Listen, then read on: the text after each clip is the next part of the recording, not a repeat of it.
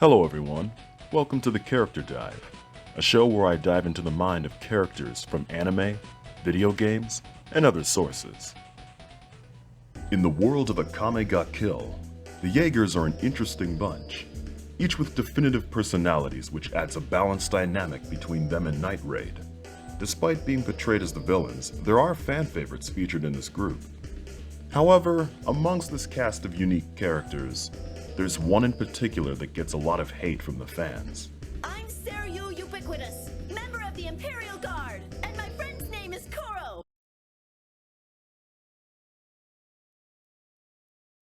Seryu Ubiquitous, both a member of the Imperial Guard and the Jaegers.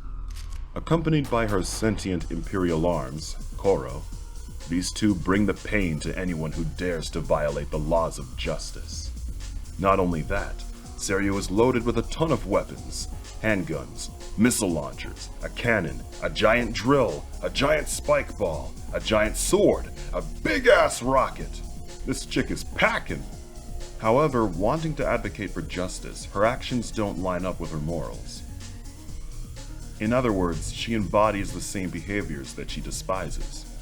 So what's up with Seryu? Well, let's find out.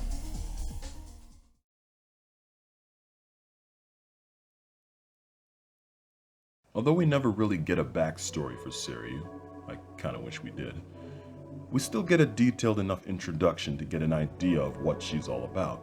When we're introduced to Seryu, we're given the impression of a young woman who's proud to offer service to those in need, as she helps Tatsumi.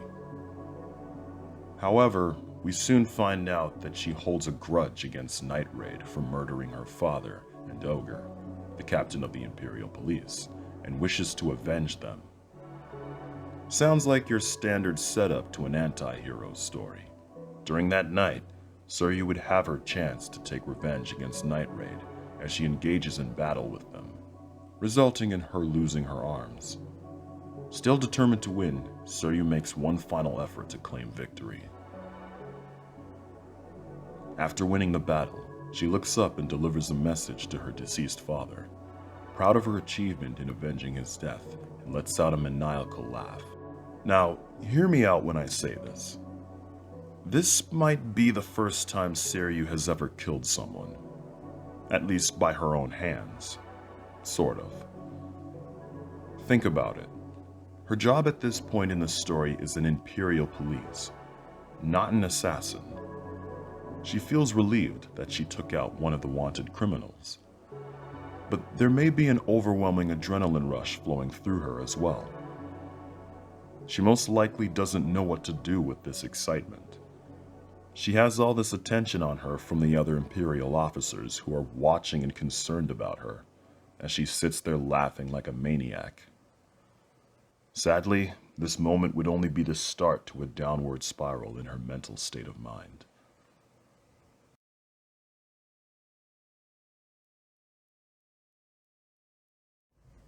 As made clear based on her actions, Seryu has a deep-rooted hatred towards those who do acts of evil. Ironically, this has led her to embody the same behavior of those she wishes to punish. As mentioned before, she got the drop on Night Raid the moment she got the chance to avenge her father. Seryu is the type of person who needs to see the guilty get punished before she's satisfied. She even takes delight in them meeting their demise. Now, one might question, why did she look up to Ogre and Stylish if they've done much worse than the people that she deems evil? The answer is, she didn't know who they truly were.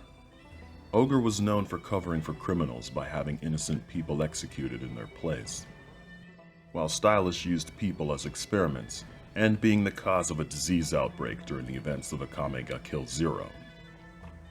It's clear that Seryu is oblivious to who they were and doesn't want to face the truth, even when Mind pointed it out to her. Aside from the wicked taking the lives of the innocent, there are other actions that she looks down upon. Stealing is another action that she hates, as she catches a group of thieves and punishes them by having Koro devour them. Another example of behavior that she despises is the mistreatment of women. When meeting Bullock for the first time, Seryu shows a look of disgust at the sight of his harem, and is aware of how Bullock uses religion to trick women into being sex objects for his personal pleasure. She even contemplates whether or not he's worth saving. Sure, Seryu may have a bloodlust towards criminals, but she at least has some sanity.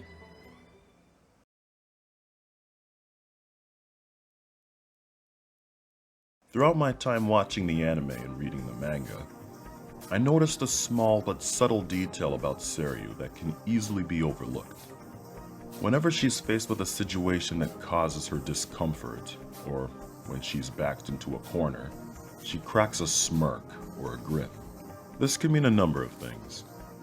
Although it's most likely that she's putting on a brave face to hide her distress from her enemies. This is a natural thing some human beings do when standing in the face of danger. Sort of like a game of poker. The one who shows distress is clearly the loser. Let's talk about her surgical upgrade provided by Dr. Stylish for a moment.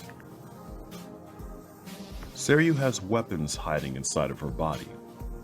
Stylish says that he's surprised that she was able to handle it so well. Beforehand, Ogre told her that it would hurt like hell. Of course, Seryu goes through with it, as long as it will make her stronger to eliminate evil. So, what exactly did go on during the process of upgrading her? Here's my thoughts. In a later episode, we get a glimpse of what the lab looks like, and it's pretty eerie. We see an operating table filled with bloodstains and cufflinks for someone to be strapped down on. Seryu would have had to have been cut open for those guns to be placed in her arms. She also has a gun mechanism in her throat, which she rarely uses, as well as a bomb which is implanted in her head. You can only imagine the horror of how things went. She's gone through quite a bit for the sake of what she considers justice. She tries to keep her emotions hidden, until episode 12 when she hears about the death of Dr. Stylish, another person she held dear to her. As Death checks to see if she's okay, Seryu responds lightly, ending with a smirk. However, as Death doesn't buy this, as she stays put for a moment, knowing that Seryu's hurting inside. She thinks about Dr. Stylish once more, remembering that he said that he'll always be there for her.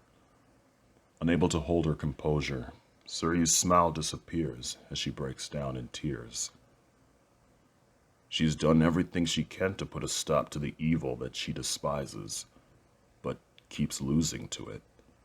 You can't blame her here. Remember, to her knowledge, Knight Raider wanted criminals in the capital. Her father was killed by them.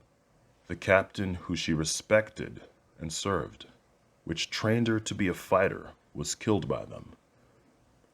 She was nearly killed by them. And now her friend who upgraded her with outstanding abilities was killed by them.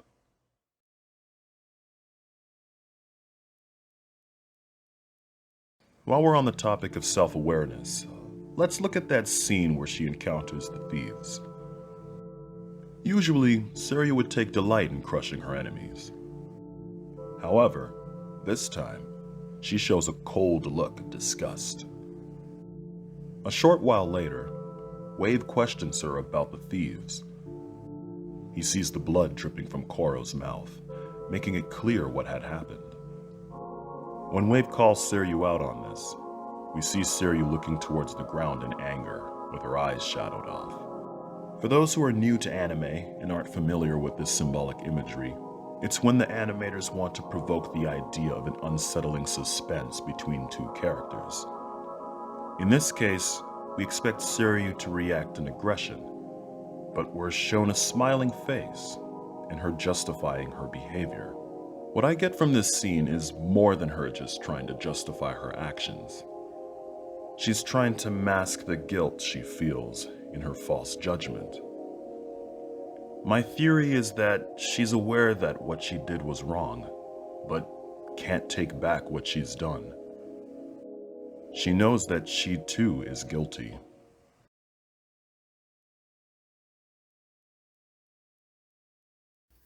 During the Jaeger's mission to protect Bullock from Night Raid, Esdeath tells Seryu to take some time off to relieve the stress she has endured so far. We then see her playing peacefully with a group of children. She looks genuinely happy here. You'd think this would be it. Seryu has moved on from her path of vengeance and found something to protect, like a hero.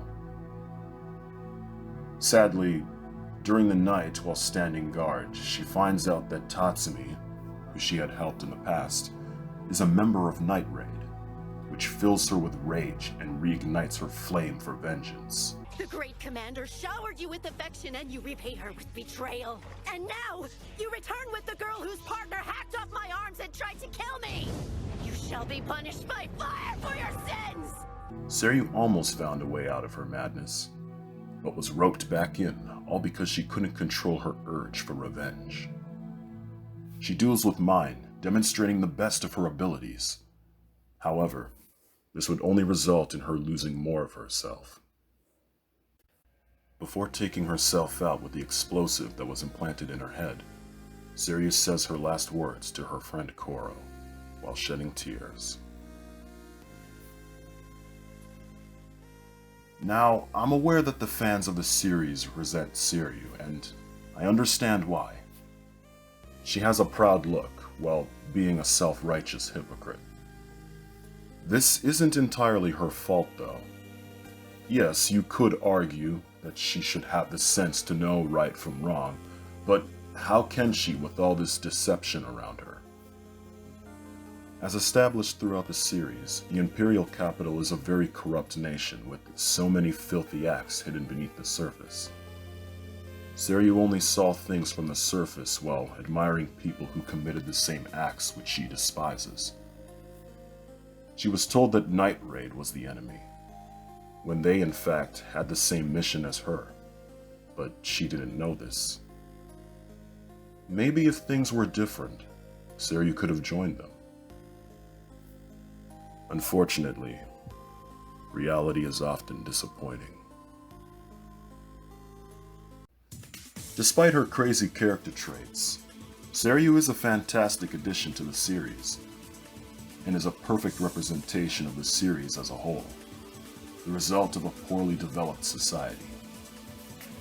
Seryu was persistent and didn't give up, no matter how horrible things got.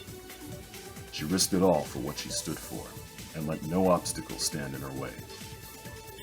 She might be hated by the fans, but I will say that she is, without a doubt, my favorite character in the series.